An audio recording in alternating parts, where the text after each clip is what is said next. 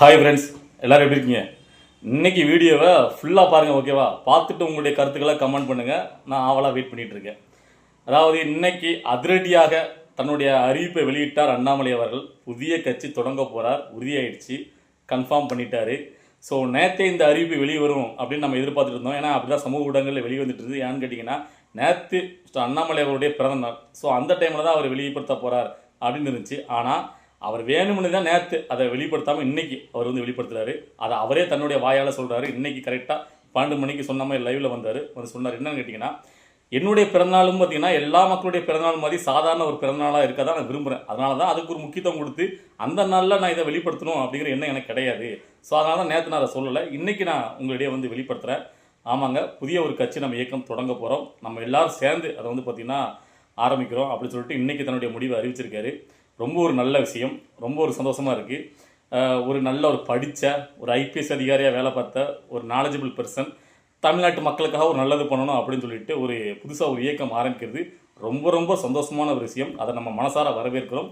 அவருக்கு நம்முடைய முழு சப்போர்ட் அவருடைய இயக்கத்துக்கு உண்டு, ஓகேவா? அதனை போய் தெளிவு பண்ணிக்கிறேன்.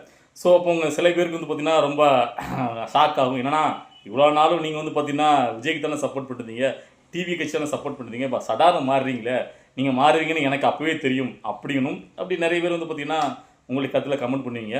நல்லா ஒன்று புரிஞ்சுக்கணும், நான் ஒரு விஷயத்தை எப்போயும் மனசாரப்படி நான் உண்மை தான் பேசுவேன், என் மனசாட்சிப்படி.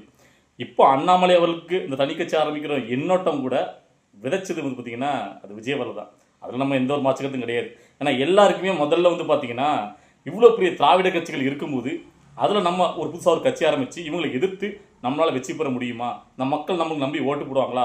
காலங்காலமாக ரெட்டலைக்கும் உதயசூரனுக்கும் போட்டுட்டு எப்படிப்பா நம்மளுக்கு போடுவாங்க அப்படிங்கிற பயங்கரமான, ஏன்னா எத்தனையோ பேர் கட்சியாரும் தோற்று போயிருக்காங்க. விஜயகாந்த் அவர்களே முதல்ல வந்து எல்லா இடங்களும் அவர் மட்டும் தான் ஜெயிச்சார்.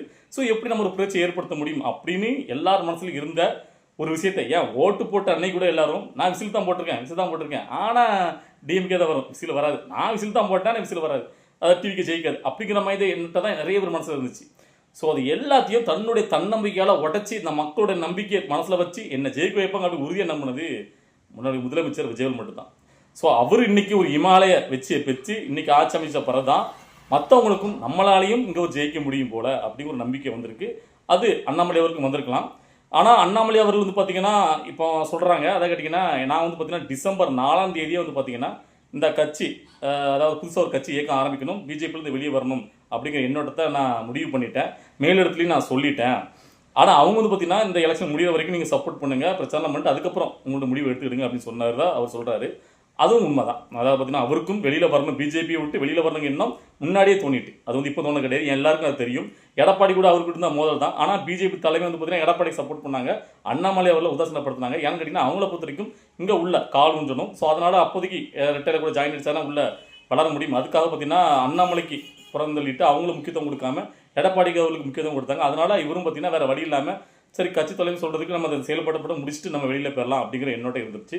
ஸோ அதனால தான் அவர் இப்போ வந்து பார்த்திங்கன்னா அதை அறிவிச்சிருக்காரு.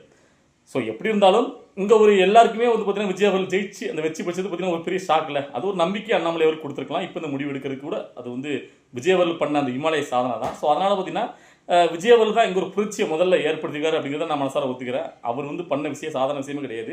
ஏன்னா இவ்வளோ பெரிய திராவிட கட்சிகள்லாம் ஓட விட்டது, அதாவது ஏடிஎம்கேலாம் சின்ன பண்ணமாக்கிட்டாரு, டிஎம்கே அனாதையாக்கிட்டாரு, இதெல்லாம் நினச்சி கூட பார்க்காது. ஸோ அதனால் அது வந்து வரலாற்றில் எப்போவுமே விஜய் அவர்களுடைய இந்த வெற்றிங்கிறது நின்று பேசும். இப்போ வந்து உங்களுக்கு எல்லாரும் தோணலாம். ஸோ நேற்றே நான் என்னுடைய வீடியோவில் சொல்லியிருந்தேன், அதாவது அண்ணாமலை அவர்களுக்கு மேலே நம்மளுக்கு இவ்வளோ நாள் இருந்த ஒரு சின்ன விமர்சனம் என்ன கேட்டிங்கன்னா, அவர் என்னதான் மக்களுக்கு நல்லது பண்ணி நினச்சாலும், நல்ல ஒரு படித்த ஒரு நாலேஜபிளாக பெருசாக இருந்தாலும் அவர் வந்து பார்த்திங்கன்னா மத்திய அரசு பாஜகவோட கைப்பாவே தான் இங்கே செயல்பட முடியும். அவர் நினச்ச தனியாக ஒரு சுயமாக முடிவு எடுக்க அவரால் முடியாது அப்படிங்கிற எண்ணோட்டம் விமர்சனம் மட்டும் தான் எனக்கு அவர் மேலே இருந்துச்சு, வேறு எந்த இதுவும் கிடையாது. இப்போ அதை உடச்சிட்டு வந்திருக்காரு. அதனால அவருக்கு நம்ம முழுமையாக சப்போர்ட் பண்ணுறோம், நல்லா புரிஞ்சுக்கணும். ஆனால் இப்போ நீங்கள் நிறைய பேர் வைப்பீங்க, ஏன்னா என்னன்னா இதெல்லாம் நம்புற மாதிரியா இருக்குது, இதெல்லாம் பிஜேபியோட ஒரு பிளான் தானே, அதை தான் செயல்படுத்துறாரு. ஏன்னா இங்கே வந்து எப்படினாலும் பிஜேபி வந்து கால் உண்ண முடியாது தமிழ்நாட்டை அப்படிங்கிறது அவங்க நல்ல தெளிவாக புரிஞ்சுட்டு, ஸோ ஆன்டி பிஜேபி தான் இங்கே செயல்பட்டு நிற்கிறது புரிஞ்சுட்டு, அதனால் அவங்க அண்ணாமலையை அவங்களாவே வெளியே அனுப்பி வெளியேறப்புறமே அனுப்பி தனியாக ஒரு கட்சி ஆரம்பித்து வச்சுருக்காங்க. ஸோ அப்படி நீங்கள் நிறைய பேர் நினைப்பீங்க. ஸோ அதை வந்து அப்படி ஃபுல் அண்ட் ஃபுல் நம்ம எடுத்துக்க முடியாது. ஏன்னா அண்ணாமலையோடைய முடிவுங்கிறது அவர் தெளிவாகவே அறிவிச்சிட்டாரு. அவருக்கும் அந்த பிஜேபிக்கு இடையில் முரண்பாடு இருந்தது உண்மை தான், அவருக்குன்னு ஆதரவாளர்கள் பெருகிட்டு இருக்காங்கிறது உண்மை தான். ஸோ அதனால தான் அவர் இந்த முடிவு எடுத்திருக்காரு. இப்போ பார்த்தீங்கன்னா விஜய் அவர்கள் கட்சி ஆரம்பிச்சுட்டு வரும்போது கூட இது வந்து பிஜேபியோட செயல்பாடு தான் அப்படின்னு டிஎம்கேலேருந்து எல்லாரும் விமர்சனம் பண்ணாங்க. ஏன் திருமாவளவன் அவர்களே பிஜேபி எடுத்துக்கிட்ட பிள்ளை தான் சொன்னார். ஸோ எல்லாரும் பேசிட்டு இப்போ அவங்க கூட போய் சேரலையா? ஸோ அதனால் அது வந்து பெருசாக எடுத்துக்க வேண்டிய அவசியம் கிடையாது. அவர் தனிப்பட்ட முறையில் என்னென்ன முடிவில் எடுக்காரு எப்படி செய்யணும், அவர் தனியாக ஒரு கட்சி ஆரம்பிக்கும் போது அவங்களுடைய நிலைப்பாடு தனியாக தான் இருக்கும் அப்படின்னு நான் நம்புகிறேன். ஓகேவா? இன்னொரு விஷயம் என்ன கேட்டிங்கன்னா, எல்லாருக்கும் இன்னொரு விஷயம் தோணும். அதாவது ரஜினிகாந்த் அவர்களுக்கு பார்த்தீங்கன்னா விஜய் அவர்கள் முதலமைச்சராக வந்து பிடிக்கல, அவருக்கு மிகப்பெரிய ஒரு வன்மம்.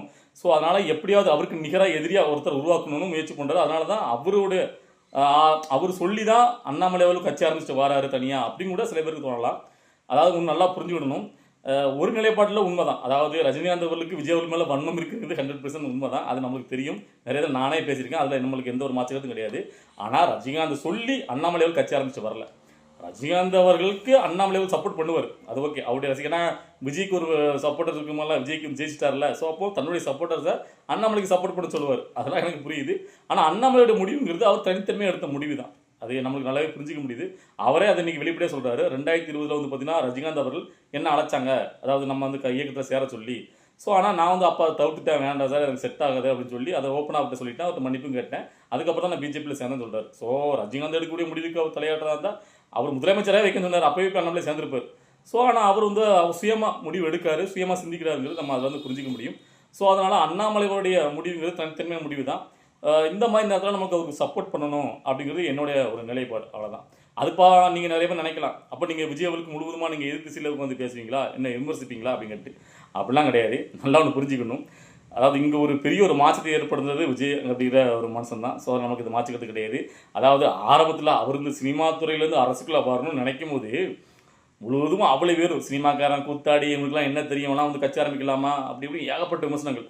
அப்போவே அவருக்காக நின்று செமையாக சண்டை போட்டு நிறைய பேர் விமர்சனம் பண்ணி எதிர்த்து நம்ம அவருக்கு சப்போர்ட் பண்ணால் அதுக்கப்புறம் அவருக்கு நடந்த எல்லா பிரச்சனைகளும் உங்களுக்கு தெரியும். கரூர் இன்சிடென்ட் அப்போவே பார்த்தீங்கன்னா கரூர் இன்சிடென்ட் அப்போ அந்த கட்சியில் இப்போ பதவி வச்சுட்டு இருக்கோம், அமைச்சராக இருக்கவங்க கூட எல்லாரும் அமைதியாக போயிட்டாங்க. அப்போவே நம்ம அவருக்கு பயங்கரமான ஒரு சப்போர்ட் பண்ணோம். ஸோ இப்போ வரைக்கும் சப்போர்ட் பண்ணிருக்கோம். என்ன அவங்களுடைய நிலைப்பாடு வந்து பார்த்தீங்கன்னா கொஞ்சம் நம்மளுக்கு நம்மளுடைய இதுக்கு ஏற்ற மாதிரி இல்லை. அது ஆரம்பத்திலே எனக்கு தெரியும் இவர் வந்து பார்த்தீங்கன்னா காங்கிரஸ் கூட சேருவாருங்கிறதே நமக்கு பிடிக்காம தான் இருந்துச்சு. ஆனால் தேர்தலுக்கு முன்னாடி வரைக்கும் அவர் காங்கிரஸ் கூட சேரலை. அது வந்து நம்மளுக்கு ரொம்ப ஒரு சப்போர்ட் இருந்துச்சு. ஸோ அதனால தான் பார்த்தீங்கன்னா நம்ம அவங்களுக்கு ரொம்ப ஒரு நம்ம ஓட்டெலாம் போட்டு எல்லாமே ஜெயிக்க வச்சோம். இப்போ இல்லை நம்ம மட்டும் இல்லை எல்லாருமே. இப்போ வந்து பார்த்தீங்கன்னா அவங்களுடைய கட்சி நிலைப்பாடு வந்து பார்த்தீங்கன்னா காங்கிரஸ் விசிக எவ்வளோக்குள்ள விமர்சனம் எல்லாரும் அவங்க கூட்டிலும் சேர்ந்து அப்படியே பார்த்தீங்கன்னா ஒரு இன்னொரு திமுகவை தான் அந்த கட்சி மாறி நிற்குது. அதாவது திமுகங்கிற பேரை அழிச்சிட்டு அதில் தேவை அந்த மாதிரி தான் இருக்குது. ஸோ முக்கியத்துவம் எல்லாமே வேறு மாதிரி மாறும்போது நம்மளுக்கு அது வந்து செட் ஆகலை, சிங்க் ஆகலை, கொஞ்சம் முரண்பாடு வருது அவங்க எடுக்கக்கூடிய எல்லா முடிவுகளையும். ஸோ அதை நம்ம விமர்சிக்கும். ஆனால் முதலமைச்சர் விஜய் அவர்கள் பண்ணக்கூடிய நல்ல விஷயங்களுக்கு எப்போவுமே நான் ஆதரவாக கொடுப்பேன், ஆதரவு தெரிவிப்பேன். ஏன்னா உங்களுக்கு என்ன பற்றி தெரியும், ஆரம்பத்துலேருந்து என்ன பார்த்துட்டு இருந்தவங்க புரியும். நாம் எப்பயும் பார்த்தீங்கன்னா அதாவது ஒருத்தர் விமர்சிக்கணும் எதிர்க்கணும் அப்படிங்கிற நோக்கத்தில் இருக்க முடியாது. ஸோ அதனால தான் என்னுடைய முடிவுகள் என்னுடைய செயல்பாடு கூட சில நேரங்களில் மாறி மாறி இருக்கும். ஏன்னா எனக்கு எது உண்மைன்னு தோணுதோ, என் மனசாட்சிக்கு உண்மை அது நியாயமாக தோணுச்சுன்னா அதுக்கு நம்ம ஆதரவு தெரிவிப்போம். அதே மாதிரி முதலமைச்சர் விஜய் அவர்கள் பண்ணக்கூடிய அவங்க கட்சியிலேருந்து பண்ணக்கூடிய எல்லா நல்ல விஷயத்தையும் நம்ம ஆதரிப்போம். ஆனால் அரசியல் இயக்கமாக அண்ணாமலை அவர்கள் பண்ணக்கூடியதுக்கு நான் சப்போர்ட் பண்ண முடிவு பண்ணியிருக்கேன். ஓகேவா?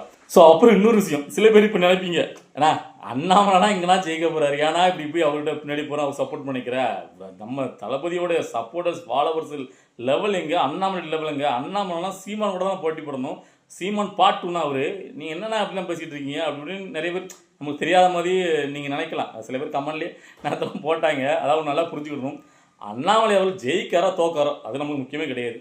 இந்த அளவுக்கு ஒரு நல்ல நாலேஜபிள் பர்சனாக படித்த ஒரு ஐபிசி ஒருத்தர் ஒரு அரசியலில் வரும்போது, அதுவும் தனியாக கட்சி ஆரம்பிச்சுட்டு வரேன் எனக்கு இந்த மக்கள் சப்போர்ட் பண்ணுவாங்க அப்படின்னு நினச்சி வரும்போது அவருக்கு சப்போர்ட் பண்ண வேண்டியது உண்மையிலேயே அது என் மனசாட்சி போய் நம்ம சப்போர்ட் பண்ணணும் நினைக்கிறேன், ஒரு கடமையாக நினைக்கிறேன். அதாவது ஒரு பக்கம் பார்த்தீங்கன்னா திரையிலிருந்து வரக்கூடிய மட்டும் தான் நம்ம சப்போர்ட் பண்ணுவோமா? நல்லா படித்தவங்க ஒரு ஆசீர்வாதியாக வரணும், நம்ம நாட்டுக்கு நல்லது பண்ணணும், ஒரு தனியாக ஒரு இயக்க ஆரம்பிச்சுட்டு வரும்போது அவங்களுக்கு நான் சப்போர்ட் பண்ணுவேன். நல்லா புரிஞ்சுக்கணும். அதாவது விஜய் அவர்களுக்கு லெவலுக்கு இவருக்கு வந்து பார்த்தீங்கன்னா அந்த சப்போர்ட்டர்ஸ் இல்லைங்கிறது உண்மை தான். ஏன்னா விஜய் அவர்களுக்கு இவ்வளோ நாளாக சினிமா துறையில் 30-40 ஆண்டுகளாக அவர் சம்பாதிச்சு வச்ச அந்த ரசிகர்கள் பெரிய லெவல் வேர்ல்டு லெவலில் அவங்களுக்கு இருக்காங்க. அண்ணாமலைக்கு அப்படி கிடையாது. ஸோ அண்ணாமலைக்கு இன்னொரு விஷயம் என்ன கேட்டிங்கன்னா, அவர் பிஜேபியில் இருந்தனால இந்த சிறுபான்மையெல்லாம் அவர் வந்து பார்த்தீங்கன்னா பிஜேபிக்கு எதிரானவங்க நினச்சி கூட சில பேர் வந்து பார்த்தீங்கன்னா அவருக்கு சப்போர்ட் பண்ணாமல் அந்த மாதிரி கொஞ்சம் பேரும் போகலாம். ஸோ ஆனால் உண்மையிலேயே ஒரு நல்ல ஒரு படித்தவருக்கு நம்ம சப்போர்ட் பண்ணணும். ஒரு அரசியல் கட்சி ஆரம்பிச்சு வரும்போது அவர் வந்து ஒரு நாலேஜபிள் பர்சன், அவருக்கு நல்லா எல்லா அறிவும் இருக்குது, அவர் நல்லது பண்ணுவார் அப்படின்னு நினச்சி அவருக்கு சப்போர்ட் பண்ணக்கூடியவங்களுடைய பங்களிப்பும் அதிகமாக இருக்குது. அதையும் நம்ம ஒத்துக்கிட்டாகணும். விஜய் அவருக்கு சப்போர்ட்டர்ஸ் இல்லாட்டாலும் இப்போ எல்லாமே இருக்கலாம், இனிமேல் வளரலாம். ஆனால் இது வந்து அதையும் கம்பேர் பண்ணக்கூடாது. அது வந்து கம்பேர் பண்ண விஷயமே கிடையாது. ஏன்னா விஜய் அவர்கள் திரைத்துறையின் மூலமாக அவரும் சம்பாதிச்சது பெருசு இல்லை. இவர் வந்து பார்த்தீங்கன்னா அவர் பேசி அவர் இப்போ தானே பாஜகவில் அறிமுகப்படுத்தப்பட்டு இப்போ தானே அவர் தெரியும். ஸோ அதனால் அது இது கம்பேர் பண்ண வேண்டாம்.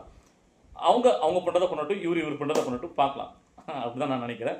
ஸோ அண்ணாமலை அவர்கள் இன்னைக்கு அறிவிச்சது உண்மையிலேயே சந்தோஷமா இருந்துச்சு. சரி, இதை தான் நம்ம வரவேற்கிறோம். ஏன்னா என்னை பொறுத்த வரைக்கும் இங்குள்ள திராவிட கட்சிகள் முழுவதுமாக ஒழியணும். ஓகேவா? அது முழுக்க முழுக்க ஒழியணும். புதுசாக ரத்தங்கள் வரணும், மாற்றங்கள் வரணும். அப்போ தான் தமிழ்நாடு முன்னேறும். சும்மா இன்னும் வந்து பார்த்திங்கன்னா அரைச்சமாகவே அரைச்சிக்கிட்டு இந்த பழைய திராவிடங்களே இருக்கக்கூடாது. ஸோ அதனால் அண்ணாமலை அவருடைய அந்த புதிய கட்சியை ரொம்ப ஆதரித்து வரவேற்கிறேன். அவர் இன்னைக்கு அதிரடியாக அறிவிச்சிருக்காரு. ஸோ இப்போ தான் வந்து பார்த்திங்கன்னா அந்த லைவில் நான் வந்து பார்த்து முடித்தோன்னா அவர் கடைசி அதில் வேறு ஒன்று சொல்லியிருந்தார், மாறுவோம் மாற்றுவோம் அப்படின்னாரு. மாறுவோம் மாற்றுவோம். கடைசியாக லிங்க் வேறு அவர் அனுப்பியிருந்தார். இதில் வந்து பார்த்திங்கன்னா இப்போ அதை அந்த வி த லீடர்ஸ் நாம் எல்லோரும் தான் சேர்ந்து அந்த மாற்ற போகிறோம் அப்படின்ட்டு ஒரு லிங்க் வேறு கொடுத்துருக்காரு. ஜாயின் பண்ணு நினைக்கிறேன், ஜாயின் பண்ணலாம். நான் இப்போ தான் ஜாயின் பண்ணேன். எனக்கு அதுக்கு ஒரு சப்போர்ட் பண்ணணும்னு தோணுச்சு அதுக்காக. ஓகேவா? ஸோ உங்கள் எல்லாருக்கும் எத்தனை பேருக்கு தோணுதோ நீங்கள் வந்து பார்த்தீங்கன்னா அதில் ஜாயின் பண்ணுங்கள், சப்போர்ட் பண்ணுங்கள். ஸோ இந்த வீடியோ பார்க்கும்போது உங்கள் எல்லாருக்கும் என்னென்ன தோணுச்சு, நீங்கள் என்ன நினைக்கிறீங்க அப்படிங்கிற உங்களுடைய கருத்துக்களை கமெண்ட்டில் பதிவு பண்ணுங்கள். நம்ம அடுத்த கட்ட அரசியல் நிகழ்வு பார்த்துட்டு நல்லதோ கெட்டதோ எதாக இருந்தாலும் நம்முடைய மனசாட்சி படி நம்ம வெளிப்படுத்துவோம். ஓகேவா? அடுத்த வீடியோ பார்க்குற வரைக்கும்